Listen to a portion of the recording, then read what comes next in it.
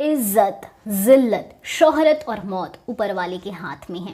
ये बात 16 आने सच है, पर मूवी किक 2 की स्क्रिप्ट तो साजिद नाडियाडवाला के हाथ में ही है ना, और उसे पास करना सलमान खान के हाथ में। पर पता नहीं वो शुभ दिन कब आएगा जब स्क्रिप्ट पास हो जाएगी और उस बेचारी स्क्रिप्ट को भी थोड़ा रिलैक्स होने का टाइम मिलेगा। खैर, स्क्रिप्ट पर तो काम होता रहेगा, पर साजिद नाडियाडवाला ने किक 2 को लेकर पहले से ही बहुत सारी प्लानिंग्स की हुई है, जिसमें आती है OTT डील। साजिद ने इससे पहले ही एक मल्टी डील की हुई है अमेजॉन प्राइम वीडियो के साथ, वो भी 250 करोड़ की। अब उस मल्टी डील में शामिल है 5 फिल्में। एक थी अक्षय कुमार की मूवी बच्चन पांडे, उसके बाद है टाइगर श्रॉफ की हीरोपंती पार्ट 2, फिर सलमान खान की किसी का भाई किसी की जान, फिर कार्तिक आर्यन की मूवी सत्य प्रेम की कथा, और आखिर में सलमान खान की मूवी किक पार्ट 2। इसका मतलब साजिद की तैयारी बहुत पहले से शुरू हो चुकी है, और जाहिर सी बात है कि किक 2 के लिए अच्छी प्राइस मिली होगी,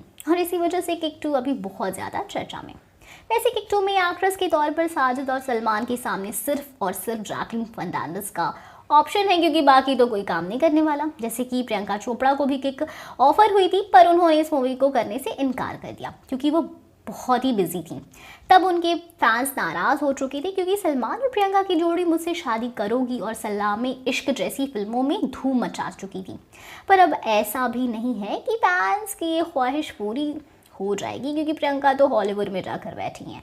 दूसरी बात यह है कि सलमान प्रियंका के साथ काम नहीं करना चाहते। अब इसका रीज़न ये है कि सलमान खान की 2019 यानी 2019 में रिलीज़ हुई मूवी भारत में प्रियंका को कास्ट किया गया था, पर शूटिंग के कुछ दिनों पहले उन्होंने मूवी को छोड़ दिया था, जिसकी वजह से सलमान को आया गुस्सा।